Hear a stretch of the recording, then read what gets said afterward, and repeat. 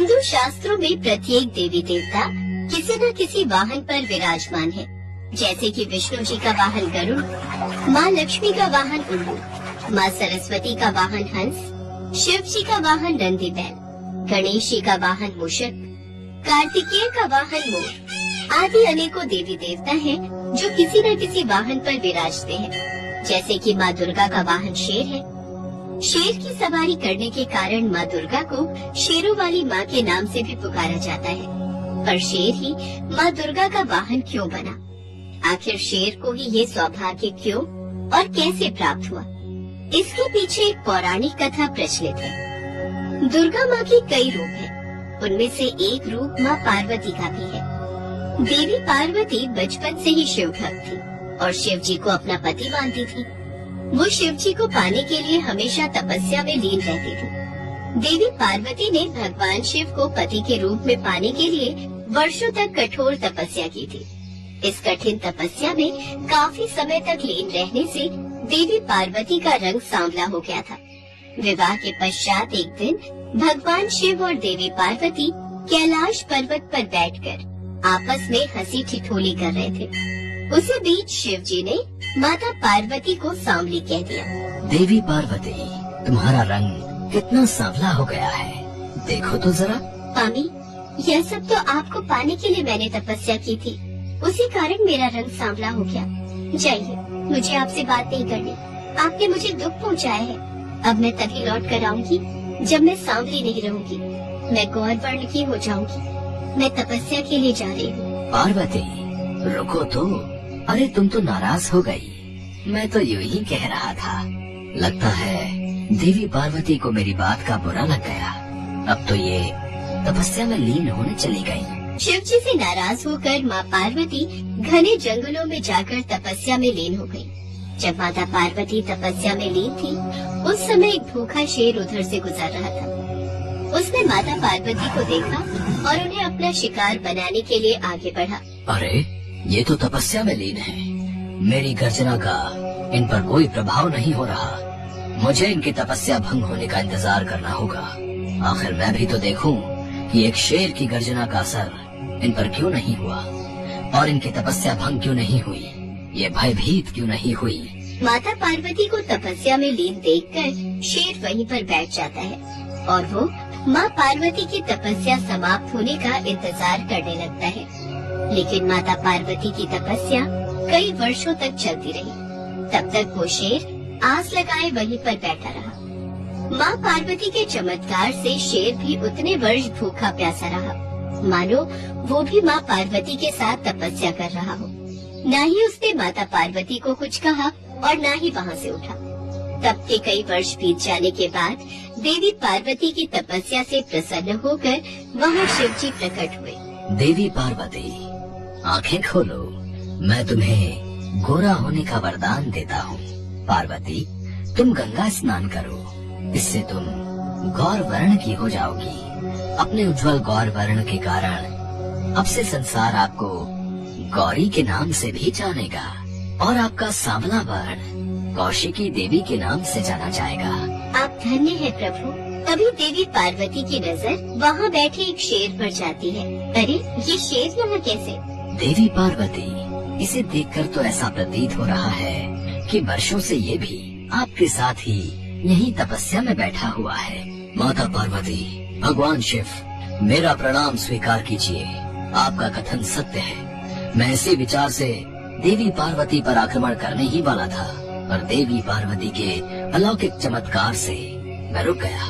मेरे हाथों से ये अपराध होने से माँ ने मुझे रोक दिया। मुझे क्षमा कीजिए माता। प्रभु, जैसे मैंने इतने दिनों तक तपस्या की, ठीक उसी तरह इस शेर ने भी मेरी प्रतीक्षा में तपस्या की है। मुझे इसकी तपस्या का फल इसे देना ही चाहिए। पर मैं ऐसा क्या करूं कि जिससे जगत में इसकी प्रशंसा हो? माँ, मैं आपकी सवारी बनना चाहता हूँ। आपको अपनी पीठ पर बिठाना चाहता हूँ। मैं चाहता हूँ जगत में मैं आपके वाहन के रूप में जाना जाऊँ। मुझे ये वरदान दीजिए माँ, मुझ पर कृपा कीजिए। मैं आपके अंग संग रहकर आपकी सेवा और भक्ति करना चाहता हूँ। देवी पार्वती, अब तो इस शेर को वाहन बनाकर आपको इसकी इच्छा पूरी करनी ही होगी और अब आपको शेरों वाली के नाम से भी पुकारा जाएगा। देवी पार्वती मुस्कुरा देती है और शेर को वरदान देते हुए उसे अपना वाहन बना लेती है।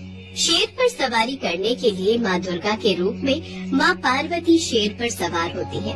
तभी स्वर्ग में उपस्थित सभी देवी देवता उन पर फूलों की वर्षा करने लगते हैं। गंगा में स्नान करके माँ पार्वती माँ गौरी के रूप में जानी जाने लगी। उनका श्याम वर्ण कौशिकी देवी के नाम से प्रसिद्ध हुआ और शेर की सवारी करने वाली माँ दुर्गा के रूप में पूरा संसार उन्हें शेरों वाली के नाम से पुकारने लगा और तभी से शेर माँ दुर्गा का वाहन बन गया।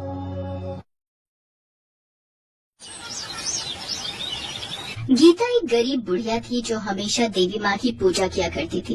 गीता के बेटा बहू एक एक्सीडेंट में चल बसे। फिर उसकी पोती उसके पास ही रहने लगी। अब उसकी पोती भी बड़ी हो चुकी थी। गीता अपनी पोती की शादी करना चाहती थी तो वो देवी माँ से कहती है, हे देवी माँ, मेरी पोती अब बड़ी हो गई है। मैं चाहती हूँ इसके योग्य वर मिले। मैं इसके हाथ पीले कर दूंगी और मैं अपने फर्ज से मुक्त हो जाऊंगी। हे माँ, मेरी बेटी की शादी जल्दी ही हो गई तो मैं नवरात्र के सारे व्रत रखूंगी। गीता ऐसा बोलकर माता के चरणों में प्रणाम करती है और उठकर चली जाती है।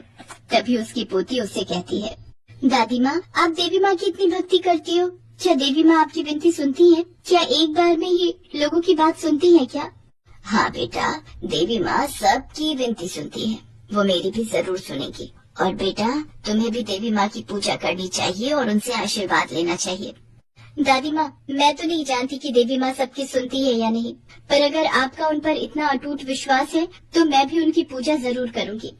बहुत अच्छे मेरे बच्चे, तो अब देखना देवी माँ तुम्हारे जीवन को कितना सुंदर बना देंगी और जल्द ही एक योग्य वर से तुम्हारी शादी करवा देंगी।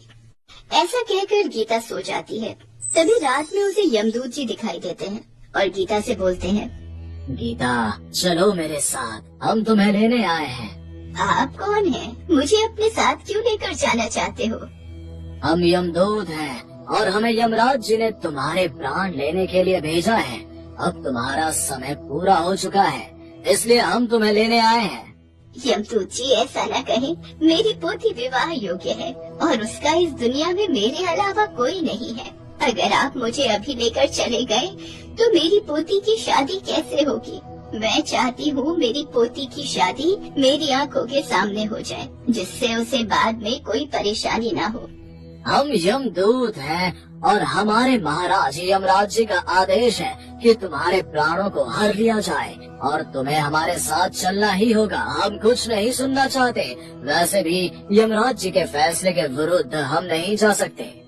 मैं तुम्हारे साथ अभी नहीं जा सकती, मुझे मेरे फर्ज पूरे करने हैं।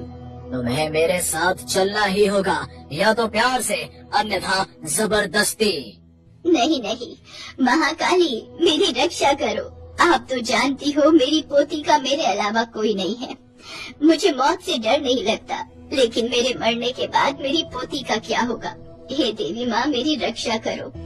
गीता, हमारी बात मान लो, हम कल के दूत हैं, तुम्हें हमारे साथ चलना होगा।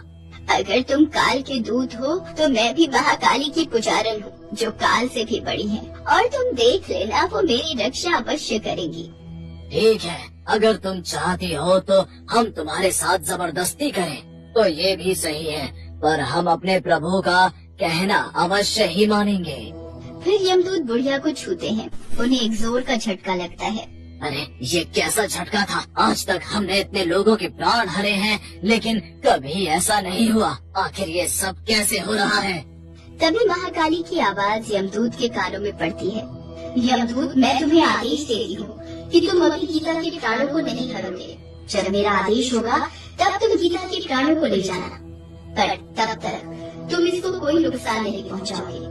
तुम कौन हो जो हमें ऐसे आदेश दे रही हो? हम सिर्फ अपने प्रभु यमराज का आदेश मानते हैं, उनके अलावा किसी का नहीं मानते। मैं ही दुर्गा हूँ, मैं ही काली, मैं ही महाकाली हूँ। मैं महाकाल से परे हूँ, मैं ही सर्वप्रथम शक्तिशाली हूँ। ये सुनकर यमदूत समझ जाते हैं और वो हाथ जोड़कर बोलते हैं, मुझे क्षमा करें माता, मैं आपको पहचान नहीं पाया। जय महाकाली, इतना कहकर यमदूत वहाँ के यमराज जी के पास चले जाते हैं। यमदूत, मैंने तुमसे कहा था कि उस बुढ़िया के प्राण लेकर आ जाना, पर तुम तो खाली हाथ ही आ गए। अब तुम अपने प्रभु का आदेश नहीं मानते, तुम उसके प्राण क्यों नहीं लेकर आए? हम गए थे महाराज, पर महाकाली का आदेश था जब तक उस बुढ़िया के प्राणों को न हरे जाए, जब तक महाकाली आदेश न करे। ऐसा कैसे हो सकता है? कोई भी देवी देवता मेरे कार्य के विरुद्ध नहीं जाते, न ही कोई बाधा डालते हैं, तो फिर इस बार महाकाली ऐसा क्यों कर रही है यमदूत? पता नहीं महाराज, लेकिन हम महाकाली के आदेश के विरुद्ध नहीं जा सकते, इसलिए हम वापस आ गए हैं। ठीक है, हम स्वयं ही उस बुढ़िया के प्राण लेने जाते हैं, देखते हैं महाकाली हमें कैसे रोकती है।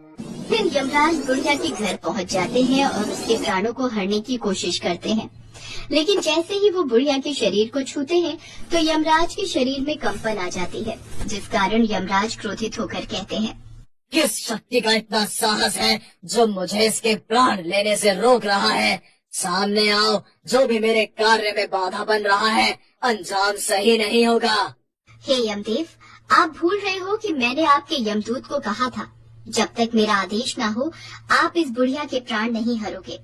पर महाकाली, ये होनी है, ये तो होकर ही रहेगी, इसे तो कोई नहीं टाल सकता, इसे ना तो आप टाल सकती हैं, ना तो मैं, यही विधि का विधान है। फिर यमराज बुढ़िया के दोबारा प्राण छीनने की कोशिश करते हैं तो महाकाली गुस्से में आ जाती है और यमराज जी के शरीर को बहुत छोटा बना देती है। ये देखकर यमराज जी बहुत घबरा जाते हैं और गायब होकर ब्रह्मदेव के पास पहुंचते हैं और बीती हुई घटना ब्रह्मदेव को बताते हैं। आप जानते हैं माँ दुर्गा समस्त शक्ति है और समस्त शक्ति की संरचना भी वही है। अगर आपको पहले की तरह होना है और महाकाली के इस बंधन से मुक्ति पानी है तो आपको माँ दुर्गा का ध्यान करना होगा, वही आपको इससे मुक्ति करा सकती है। ठीक है ब्रह्मा जी, आप जैसा कहेंगे हम वैसा ही करेंगे। हम दुर्गा माता का ध्यान करेंगे और उनको प्रसन्न करेंगे। यमराज जी, कल से नवरात्रि शुरू होने वाले हैं। देवी माँ को खुश करने के लिए ये 9 दिन बहुत महत्वपूर्ण है। आप माँ दुर्गा का 9 रूपों की आराधना करो, माँ आपके कष्टों का निवारण अवश्य करेंगी। फिर यमराज जी माँ दुर्गा के नवरात्रों को रखना शुरू करते हैं। उधर गीता भी सुबह उठती है और बोलती है, क्या सच में कल रात यमदूत मेरे प्राणों को लेने आए थे? पर अगर वो सच में थे तो बिना मेरे प्राण लिए वापस कैसे चले गए? जो भी हो, ये सब मेरी महाकाली का चमत्कार है। फिर गीता भी बड़ी श्रद्धा से महाकाली के नवरात्रि के व्रत पूर्ण करती है। यमराज जी के नवरात्रि पूरे होते ही दुर्गा माँ उनके सामने प्रकट होती है। यमराज जी, मैं तुम्हारी आराधना से प्रसन्न हूँ, बताओ तुम्हें क्या वरदान चाहिए? माँ, मुझे मेरा पहले जैसा ही शरीर चाहिए। मैंने अज्ञानता में गलती कर दी, मुझे क्षमा कर दे माँ महाकाली। मैं महाकाली की शक्ति को पहचान नहीं पाया, हे माँ मुझे क्षमा करें। यमराज जी, महाकाली मेरा ही एक स्वरूप है। महाकाली की शक्ति के सामने महादेव भी नमन करते हैं। पर यमराज जी, मैं आपका पश्चाताप देखकर आपकी भूल को क्षमा करती हूँ और आपको आदेश देती हूँ कि जब तक बुढ़िया की पोती की शादी नहीं हो जाती तुम उसके प्राणों को नहीं हरोगे। फिर महाकाली माँ दुर्गा की बात मानकर यमराज जी को पहले जैसा बना देती है। कुछ ही दिनों में बुढ़िया को एक अचानक वर मिल जाता है और वो अपनी पोती की शादी कर देती है। फिर यमराज जी बुढ़िया के सामने प्रकट होते हैं। गीता, तुम्हें हमारे साथ चलना होगा।